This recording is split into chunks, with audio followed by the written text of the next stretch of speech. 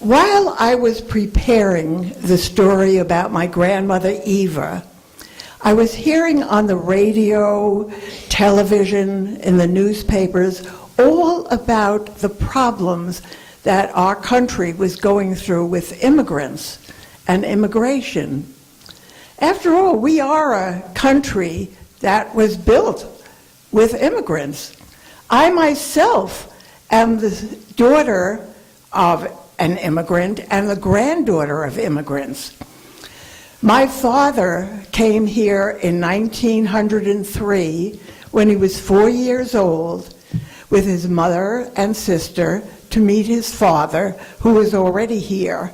They came from Palestine, which is now Israel.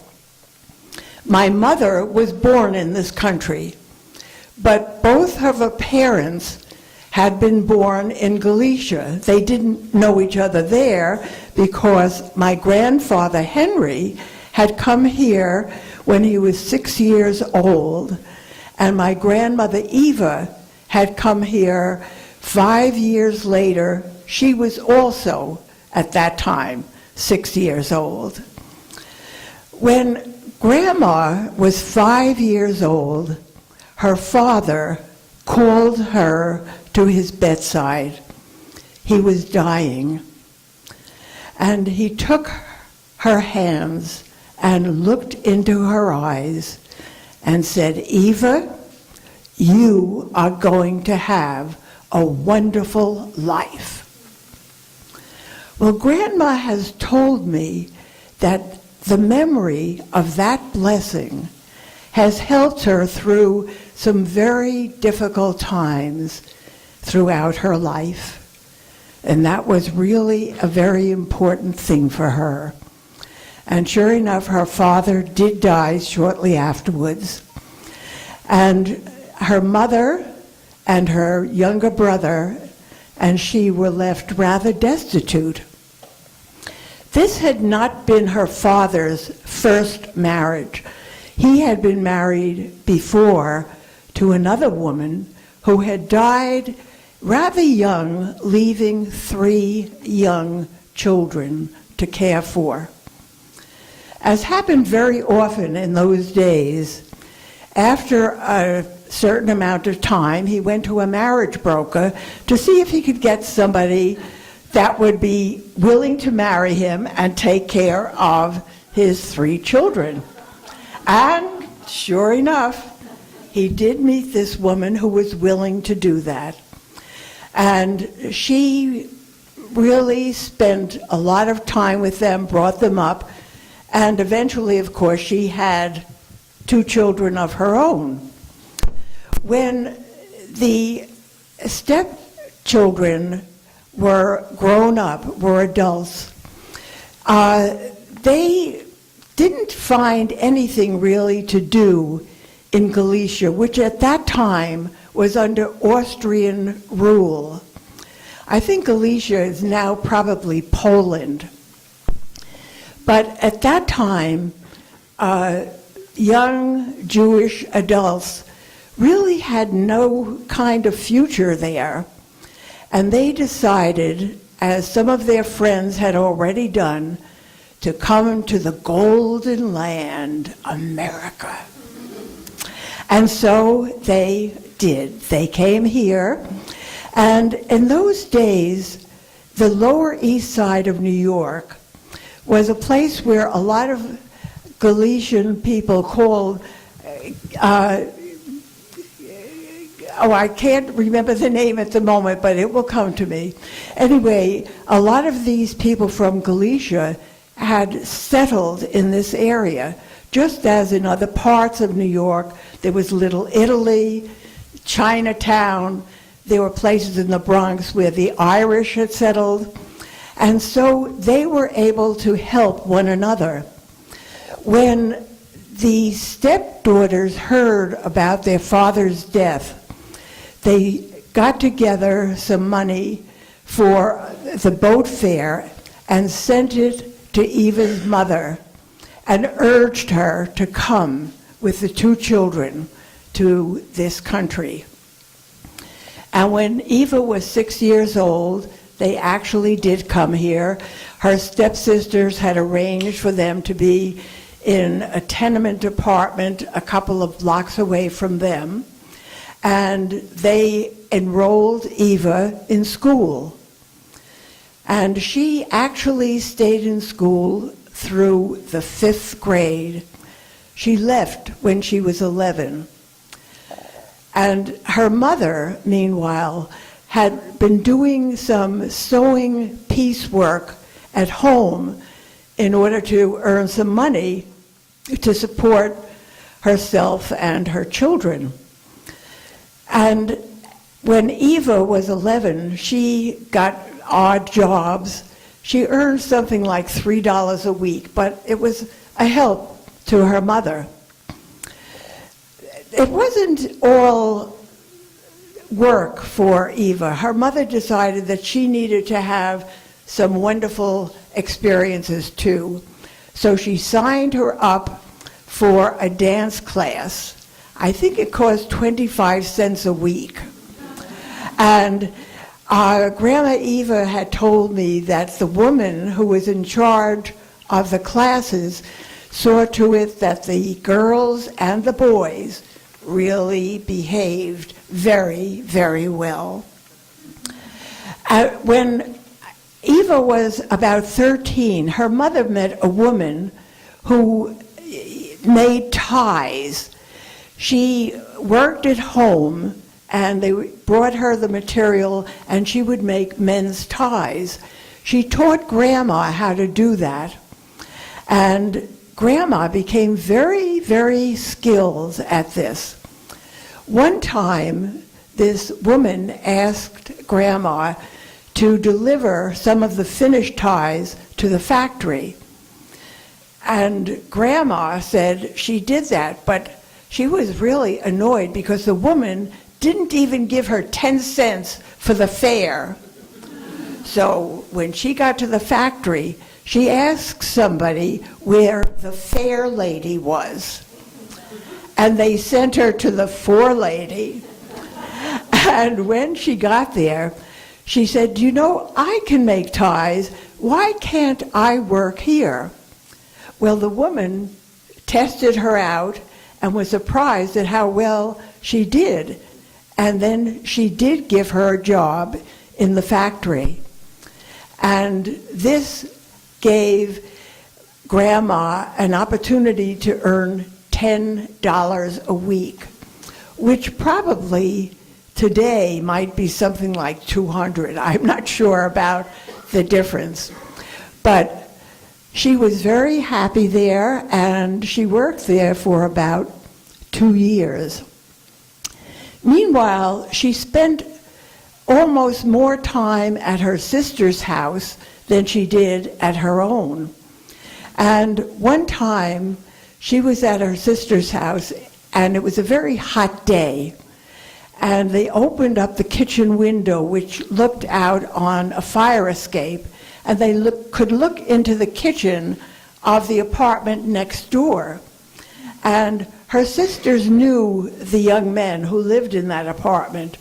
And they said, "Eva, why don't you look into their window?" They had some company that day. And Grandma looked in, and she said, "I know one of those men. He was in my dancing class." So they invited these young men to come across the fire escape and come into their apartment.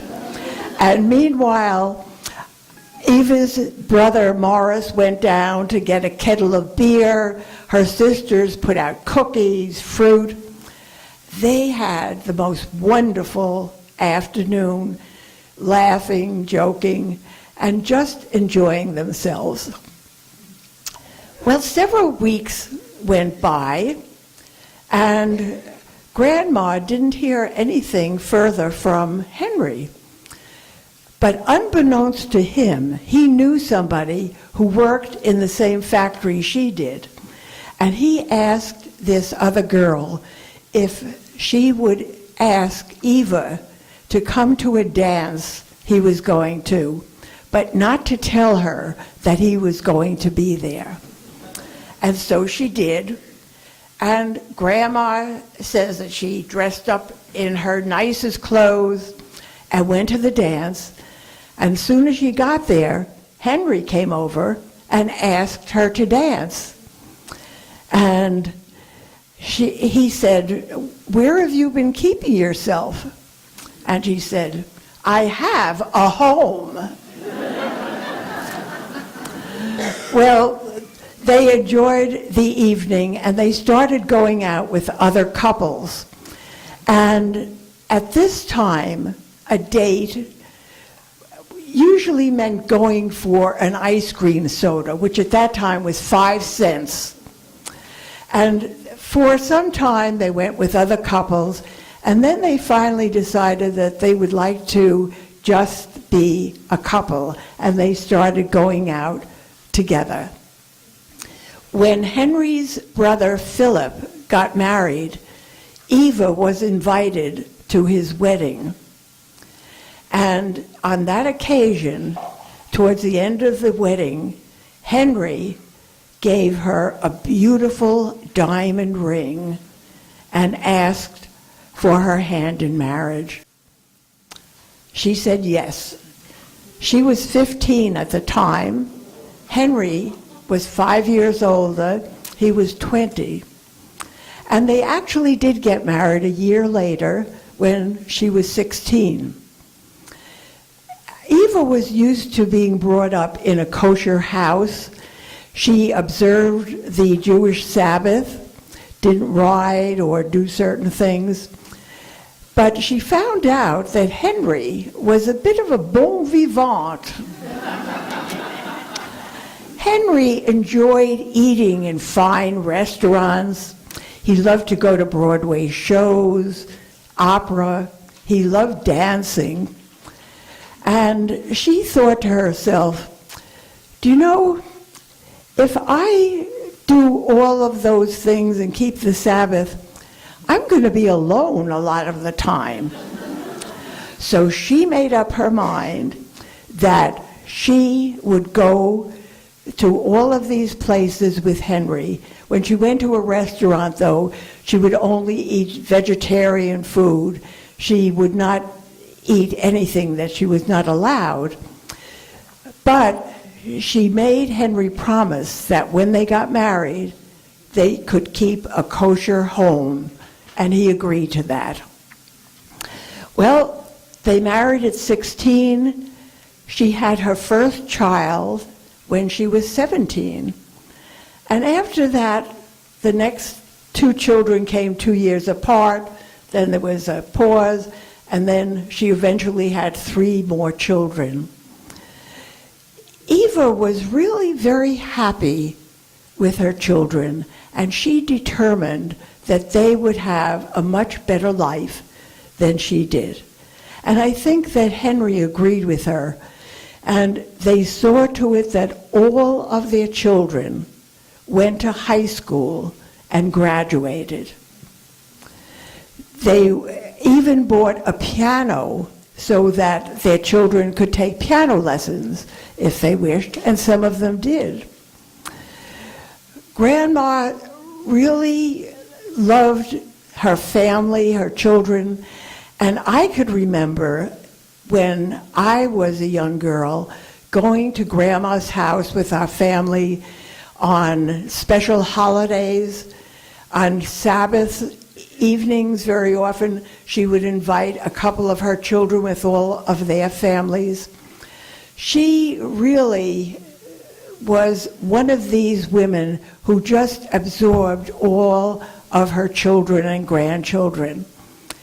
I remember that one of the things that made us laugh a bit was every time that a new grandchild was born, Grandma would go to the hospital the next day, and when they held the child up from inside of the place where the children were, Grandma would look at the child and say, "Mark my words, that child is going to be a beauty." Sometimes she was right. She eventually had 16 grandchildren, and my cousins and I used to be amazed at how she remembered everyone's birthday, but she did. And as far as Grandpa was concerned, he had good times and bad times. When times were really good, he had bought Grandma a pair of diamond earrings, and they came in very handy. When times were bad, he could bring it to the pawn shop, and that tided them over until he was able to get enough money to get them back. Grandma even taught Grandpa how to print in English. He had learned how to read and print in Hebrew, and he could read some English, but he had to leave school when he was 9, so she helped him to read. When she was 87 years old, one of my cousins asked Grandma if she would make a tape and tell some of her stories on this tape so that we could share this with our children, grandchildren, etc. And she showed Grandma how to set it up and how to work it. Well, Grandma was a good sport and she really tried. But after a couple of days, she called my cousin and she said, "You know, I'm having too much trouble with this tape recorder. I want to erase something because I didn't like the way it sounded, and I just got so messed up. Could I just write a letter instead?" And my cousin said, "Yes, of course." And so indeed, Grandma did write a letter, and copies were made and given to all of the grandchildren. I want to read to you just a little of her letter to give you some feeling of what Grandma sounded like. She said, "To my children, my dear children, grandchildren, great-great-children, and one great-great-grandson. May God give you all many happy years to live. I hope to God that you should all become my age. So keep well and happy." Well now, my life was like a stock market. It went up and down, but I was always content. My husband and I went to visit Grandma shortly after we read this letter, and my husband said, "Do you know, I thought it was so interesting the way you said that your life was like a stock market. It went up and down." She said, "You know, I wanted to say my life fluctuated, but I wasn't sure how to spell it." So, and there's just one other part I wanted to read to you over here. She said, "My life wasn't always milk and honey. I went through plenty, but always took it for granted. Of course, my husband was always good to me. We love one another very much." And that just gives you a flavor of the way Grandma sounded. At one point, she had found a light blue silk dress that seemed to be perfect for many occasions, for bar mitzvahs, weddings, graduations. This dress seemed to be just the right thing. And I can remember on one occasion, when Grandma came with her blue dress, everybody thought, "Let the festivities begin." Because once we saw that, we knew we can get going. And I remember one time we had picked her up to bring her to a graduation party, and as we stood in the doorway and looked at all of the people that were milling around, Grandma waved her hand and said, "I started all this." And then, in my own life, a few years ago, I was at a party with my family on the West Coast. And as I came to this party, my granddaughter came up to me and she said, "Grandma, you started all this." Well, I wasn't ready to take on that mantle. And I said, "No, Grandma Eva started all this."